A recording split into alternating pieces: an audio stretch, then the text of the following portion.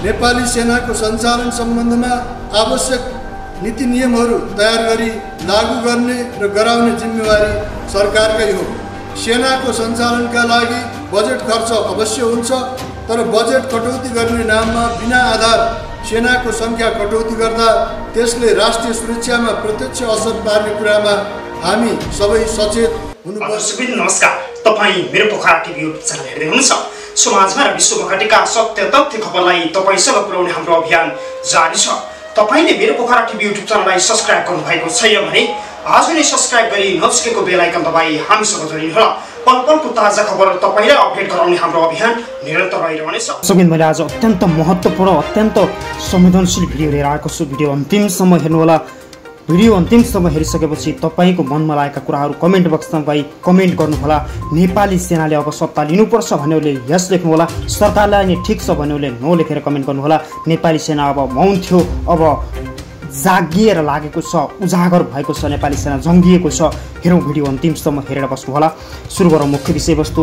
नेपाली सेनाका प्रधान सेनापति पूर्णचन्द्र थापाले अहिलेको राजनीतिक परिस्थितिबाट भोलि उत्पन्न हुन सक्ने सुरक्षा चुनौतीबारे नेपाली सेना सचेत रहेको बताएका छन्। प्रधान सेनापति थापाले संविधानले नै सेनालाई राष्ट्र सुरक्षाको जिम्मेवारी दिएकाले अहिलेको राजनीतिक अवस्थाबारे नेपाली सेना जानकार रहेको बताउँदै आएका छन्।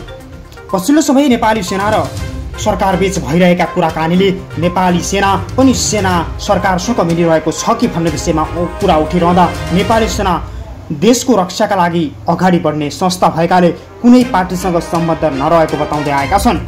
थापाले भने, हामी अहिलेको घटनाक्रमलाई नजिकबाट निहालिरहेका छौँ। परिस्थिति आए हामी मैदानमा उत्रिन तयार छौँ। राजनीतिक परिस्थितिबाट उत्पन्न हुन सक्ने सुरक्षा चुनौतीको सामना गर्नका लागि सेनासहित अन्य सुरक्षा निकायले पनि ध्यान दिनुपर्ने नेपाली सेनाको भनाइ छ।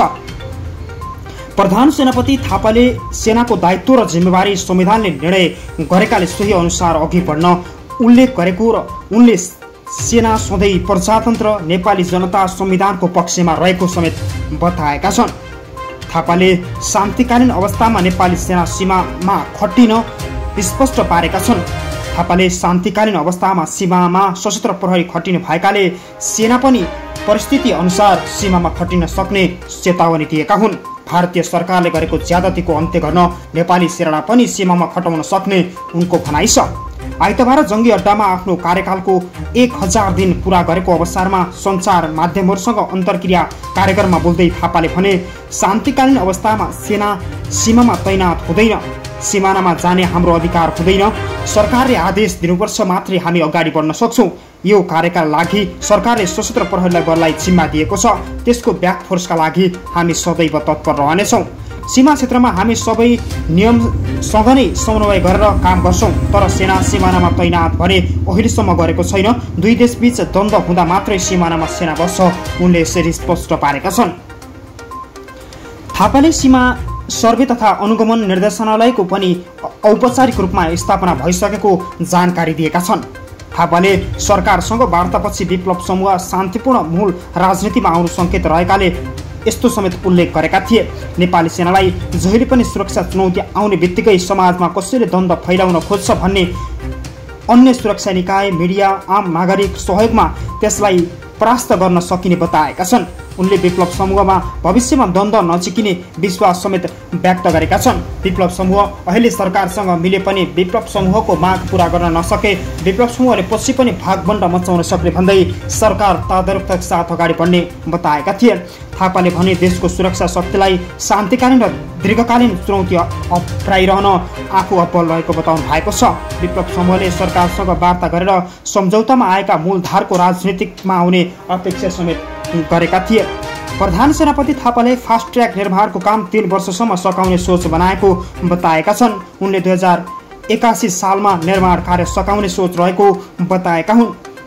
विभिन्न मन्त्रालयबाट पाउनुपर्ने आवश्यक बजेट समयमै प्राप्त भए कुनै समस्या बिना नै फास्ट ट्र्याक निर्माण कार्य सम्पन्न गरेर सरकारलाई बुझाउने बताएका थिए। फास्ट ट्र्याक 2081 मै सकिन्छ भन्ने हाम्रो सोच हो। बजेट विनियोजन भयो भने काम सकिन्छ। उनले भने विभिन्न मन्त्रालयबाट बजेट प्राप्त गर्ने हो भने काम सकिन्छ। कोभिड जस्तो अरू समय आयो भने पनि केही ढिला हुन सक्छ। अहिले सुरुङ निर्माण काम अगाडि बढिरहेको छ। जानकारी दिएसम्म सुरुङ बन्नसम्म केही अवस्था लाग्ने बताइएको छ। प्रधान सेनापति थापाले आफूले गरिरहेको राजनीतिक परिस्थितिबाट भोलिलाई आउने सुरक्षा चुनौतीको थ्रेटलाई आफूले उत्पादन गर्न सकेको जनशक्तिले मध्यनजर गर्ने बताउनु भएको हो।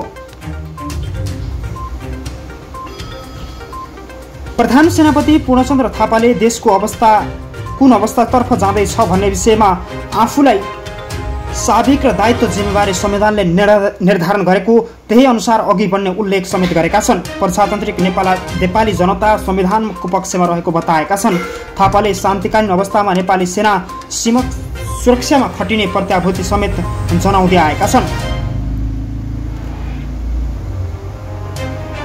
सेनाहरूको प्रजातान्त्रिक ढङ्गले कसरी अगाडि बढ्ने हो बारे मसँग विस्तृत योजना र दीर्घकालीन दूरदर्शी सोच रहेको बताउनु भएको छ। कोरोना भाइरसको संक्रमण महामारीले नेताहरूलाई सत्ताका लागि हानथाप र राजनीतिक गर्दैमा फुर्सद नभएको बताउँदै आरोप समेत लगाउनु भएको छ।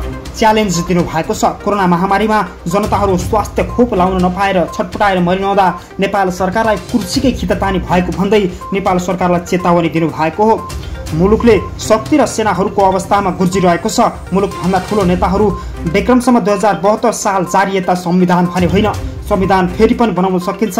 यसकारण मूलत अब लोकतान्त्रिक तत्काल सैनिक शासन चाहिएको छ। मुलुकमा असफलतर्फ गइरहेको अवस्थालाई सामान्य गतितर्फ ल्याउनका लागि देशमा सैनिक शासनको खाँचो छ भनेर धेरै विज्ञहरूले सुझाव समेत दिएका छन्। सरकार र नेताहरूले आफूले केही गर्न नसक्ने, मुलुकमा सङ्कट परेको समयमा पनि कसलाई परिचालन गर्नुपर्ने हो त्यो पनि छुटाउन नसक्ने विषयलाई छिटोभन्दा छिटो औषधि खोपहरू उपलब्ध गराई नेपाली जनताको जीव र धनको सुरक्षा गर्न नेपाल सरकारलाई चेतावनी समेत दिएको छ। सरकारले नेताहरूसँग कोरोना भाइरसको संक्रमण महामारी प्रभावकारी ठोस योजना भरे छैन। जिम्मा दियो भने जिम्मा लगाइयो र कमिसन खानामा मात्र ठिक्क हुन्छ। कालोबजारी दिन प्रतिदिन बढ्दैछ। नेपाल सरकारले अब सशस्त्र प्रहरी बल र सीमा सुरक्षामा नेपाली सेनालाई खटाउनुपर्छ भनेर चारैतिरबाट कुरा उठिरहेको छ।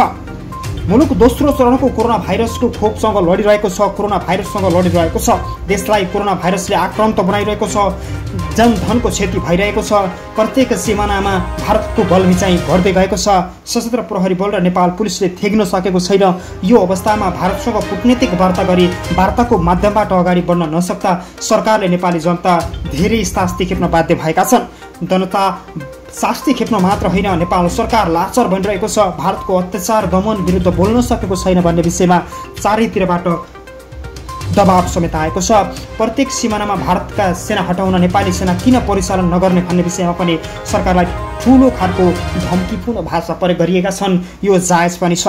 दर्शकवृन्द, आज यो महत्त्वपूर्ण अनि एक्सक्लुसिभ भिडियो तपाईँलाई कस्तो लाग्यो? भिडियो अन्तिमसम्म हेरेर सुनेर बस्नुभयो, त्यसका लागि धन्यवाद। यस्तै नयाँ ताजा अनि सन्देशमूलक भिडियो हेर्नका लागि तपाईँले मेरो पोखरा टिभीलाई आज नै सब्स्क्राइब गरी नजिकैको बेल आइकन दबाई हामीसँग जोडिनुहोला। नमस्कार।